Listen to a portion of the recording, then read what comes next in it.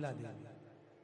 देखिए, देवराज ब्राह्मण चोरी करने के बाद भी भगवान शंकर के धाम गया है। उसका एक कारण था कि देवराज ब्राह्मण की माता एक लोटा जल शिव को समर्पित करती। कितना जल? जम के बोलिए जरा।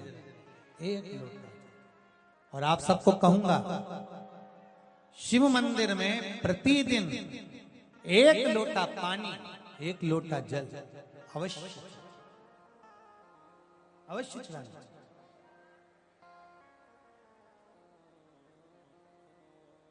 एक लोटा पानी भगवान शंकर को अवश्य। क्या होता है? 3 दोष समाप्त होते हैं एक लोटा पानी शिव जी को चढ़ाने से। 3 दोष। पहला पितृदोष, दूसरा वास्तु दोष और तीसरा कालसर्प दोष। जब हम घर में से जल लेकर जाते हैं तो हमारे घर का पानी जब जाता है तो घर का जो वास्तु केंद्र होता है वो रसोई घर होता है। रसोई घर में से जल ले जाकर शिव जी को चढ़ाते हैं तो उससे वास्तु दोष समाप्त। दूसरे नंबर पर है पितृदोष। घर का जो मटका होता है, परिंडा होता है, हंडा होता है, वो पितरों का स्थान होता है। उस पितरों के स्थान पर जो जल भरा होता है उसमें से अगर भाग भगवान शिव को चढ़ाया जाए तो पितरों का देवता आर्यमा भगवान शंकर के कहने पर चलता है। इसलिए वो भाग जब शिव को प्राप्त होता है तो आर्यमा संतुष्ट होकर पितरों को भी फल प्रदान करता है। तीसरे नंबर पर कालसर्प दोष। भगवान शंकर को एक लोटा पानी अगर चढ़ा रहे हो, भगवान शिव पर एक लोटा पात्र जल का अगर चढ़ा रहे हो तो आपका कालसर्प दोष समाप्त। कालसर्प दोष होता कैसे? शंकर भगवान का चढ़ा हुआ जल तुलसी जी में चढ़ाने से पत्रिका में कालसर्प दोष हो जाता है। जैसे माँ जो होती है ना, घर की जो माँ होती है, अगर गर्भ में बच्चा है, गर्भ में संतान है, और वो शिव जी पर अगर एक लोटा पानी जैसे शंकर जी पर जल चढ़ाया, थाली में सारे भगवान को निला लिया, गणेश जी, देवी जी, शंकर जी, सारे देवताओं को एक ही थाली में रखकर स्नान कराकर वो शंकर का चढ़ा हुआ जल जब चढ़ाया जाता है तुलसी जी में ले जाकर लोग डाल देते हैं, उससे जो बच्चा जन्म लेता है उस बच्चे की पत्रिका में कालसर्प दोष आ जाता है।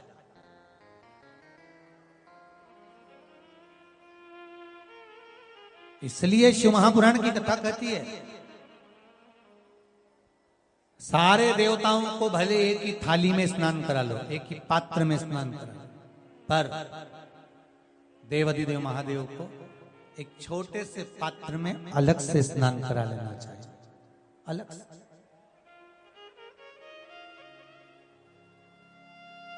और उस पात्र का जल शिव जी को समर्पित करा हुआ जल तुलसी जी में नहीं डालना। तुम्हारे घर में जो पौधा हो आप उसको उसमें समर्पित कर दो। जैसे बेलपत्री चढ़ाने के बाद जल चढ़ाना या जल चढ़ाकर बेलपत्र चढ़ाना। एक पत्र है, बड़ा सुंदर है, छोटा सा भाव, प्रश्न अच्छा है, आप सबके हित का।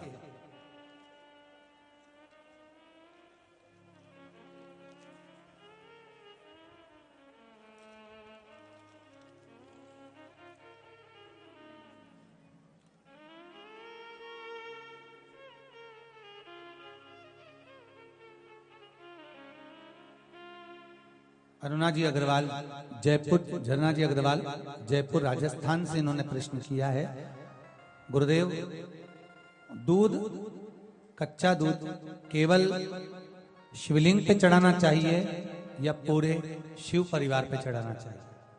प्रश्न अच्छा है। और शिव महापुराण की कथा रुद्राक्ष उत्सव चल रहा है तो आप उसको समझें। दूध केवल शिवलिंग पे चढ़ाना चाहिए या जो शिवलिंग के आसपास में सभी परिवार विराजमान होता है उस पे भी चढ़ाना चाहिए? अगर लिंग पुराण आप उठाकर देखेंगे तो लिंग पुराण में एक बड़ा सुंदर संवाद आता है जिसमें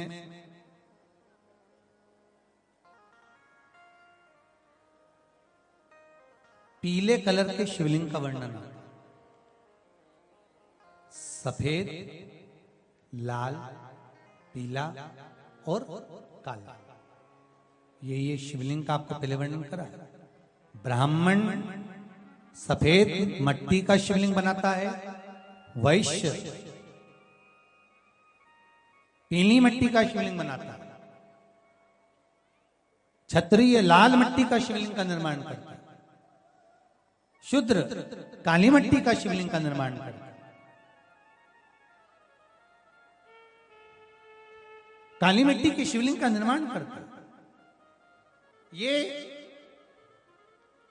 जो वर्णन किया गया है कि उसमें लिंग पुराण के अंतर्गत एक पीले शिवलिंग का वर्णन आता है कि पीला जो शिवलिंग होता है उस शिवलिंग का भाव कितना सुंदर बताया गया है। उसमें व्याख्यान वर्णन में आप अगर पढ़ेंगे देखेंगे लिंग पुराण के अंतर्गत तो उसमें आता है कि दूध जब आप देव अधिदेव महादेव के शिवलिंग पर समर्पित करते हो तो शिव महापुराण की कथा कहती है, लिंग पुराण कथा कहती है, नर्मदा पुराण, स्कंद पुराण, पद्म पुराण, अग्नि पुराण, सारी पुराणे वर्णन करती है। वराह पुराण, ब्रह्मवेत्ता पुराण, ये जितनी पुराणे सब वर्णन करती है कि जब शिवलिंग पर हम दूध चढ़ाते हैं तो केवल शंकर भगवान के शिवलिंग पर दूध चढ़ा देने से संपूर्ण परिवार पर दूध चढ़ जाता है। अलग से हमें कहीं चढ़ाने की जरूरत नहीं, अलग से हमें कहीं दूध ले जाकर चढ़ाने की जरूरत नहीं कि हमें गणेश जी को अलग से चढ़ाना पड़ेगा, देवी जी को अलग से चढ़ाना पड़ेगा, कार्तिकेय जी को अलग से चढ़ाना पड़ेगा या नंदी को अलग से चढ़ाना पड़ेगा। तो जो प्रश्न करा है धन्ना जी अग्रवाल जी ने, जयपुर राजस्थान से हैं, सुंदर प्रश्न करा है। और ये आपको ज्ञात होना चाहिए कि शंकर भगवान पर चढ़ाया गया थोड़ा सा भी दूध जल जो हम भगवान शिव को समर्पित कर रहे हैं वो केवल शिव के लिए नहीं रहता, केवल भगवान शंकर के लिए नहीं है, वो स्वयं 33 कोटि देवताओं को समर्पित हो जाए, स्वयं 33 कोटि देवताओं को पहुंच जाए।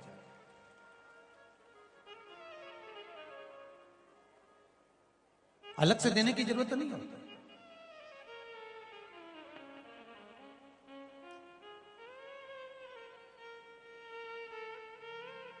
महाराज एक लोटा पानी, बेलपत्री आप शिवलिंग पर पहले चढ़ा रहे हैं, उसके बाद जल चढ़ा रहे हैं। दूसरा, जल चढ़ाने के बाद बेलपत्र चढ़ा रहे हैं। ये दो अलग अलग क्रम है शंकर भगवान की पूजन के। आप समझ लीजिएगा जरा, ये प्रसंग कभी नहीं आया, आज आया है तो उसको समझ।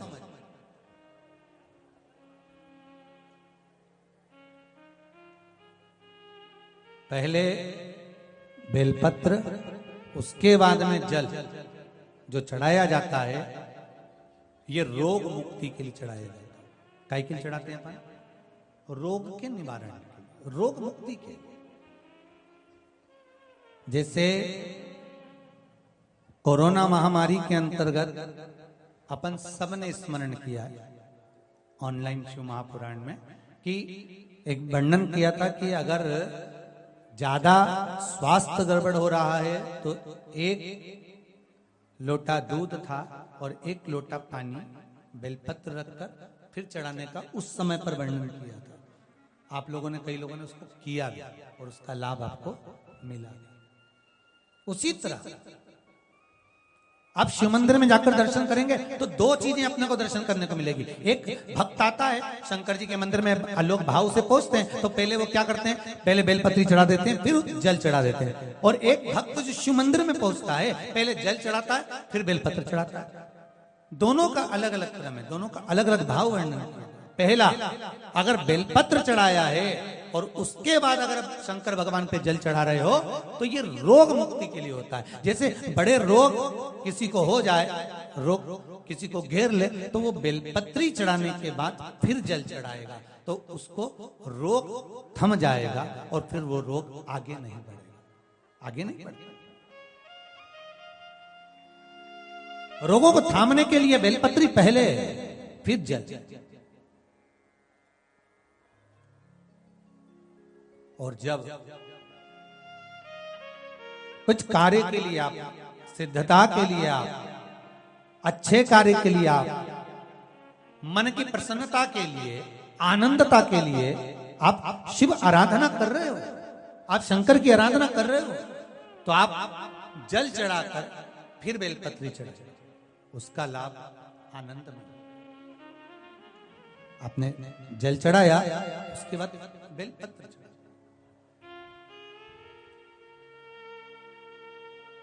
बस एक बात का स्मरण आपको होना चाहिए शिव महापुराण का, कि जब भी आप भगवान शंकर को बेलपत्र चढ़ाते हैं, बेलपत्र समर्पित करते हैं, बेलपत्र समर्पित करते समय प्रयास करा करें कि ये बेलपत्र को जब भी आप समर्पित करें, प्रयास करें कि बीच की जो पत्ती होती है बेलपत्र की, मध्य की जो पत्ती होती है, उसको अंगुष्ठ से पकड़ा जाए। उसके बाद में आप फिर बेलपत्री को शिव पर समर्पित करें, प्रयास करें। बेलपत्र जो हम भगवान शंकर को समर्पित करते हैं, उसका मध्य जो भाग होता है, बेलपत्री का जो 3 देवताओं का मध्य जो भाग होता है, उसको पकड़कर बेलपत्री को शिव को समर्पित करना चाहिए। पूर्व की कथाओं में यह भी वर्णन किया है कि बेलपत्री की डंडी का मुख कहां होना चाहिए। पूर्व की कथाओं में यह भी बताया गया है कि बेलपत्री की तीनों डंडियों के बीच में, तीनों पत्तियों के बीच में जो खाली जगह होती है, डंडी होती है, उसका क्या महत्व है, ये पूर्व की कथा में पहले बता चुके। पर आज जो क्रम चल रहा है कथा का, उसमें अपन जो समझ रहे हैं वो ये होना चाहिए कि आप किस कामना से जल चढ़ा रहे हैं, आपके जल चढ़ाने का क्रम क्या है।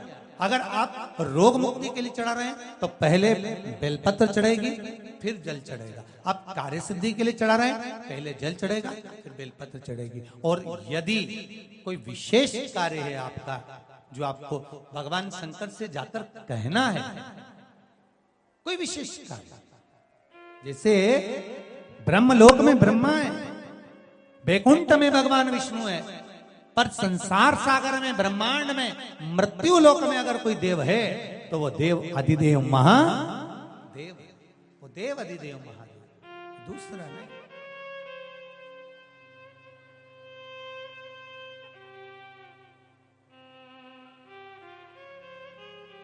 कोई दूसरा नहीं है। भगवान दया करना, मैं तेरे भरोसे हूँ। भोलेनाथ दया करना, मैं तेरे भरोसे हूँ।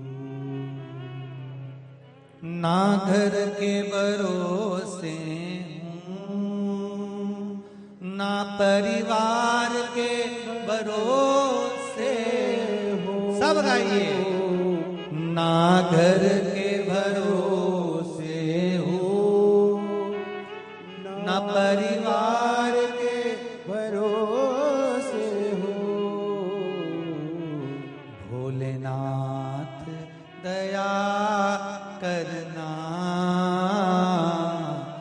मैं तेरे भरोसे हूँ।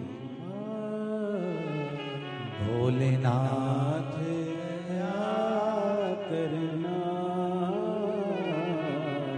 मैं तेरे भरोसे हूँ। जिसको एक भरोसा होता है शंकर का, भगवान का एक भरोसा होता है, डिगता नहीं है,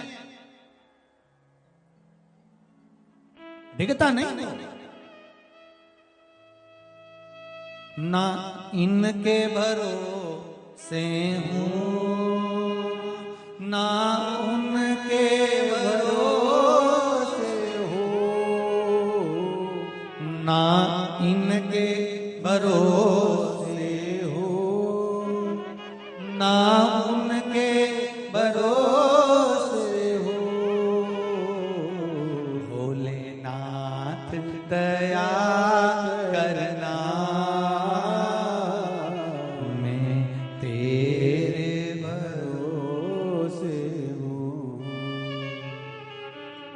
भोलेनाथ दया करना,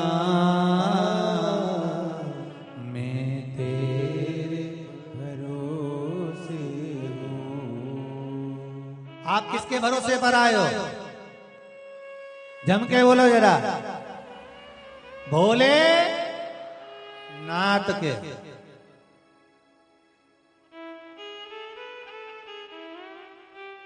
शिव के भरोसे, और जो उसके भरोसे पर रहता है फिर वो साधता है, उसको साधना होता। और देखो रे भाई, शिव साधे भोलेनाथ दया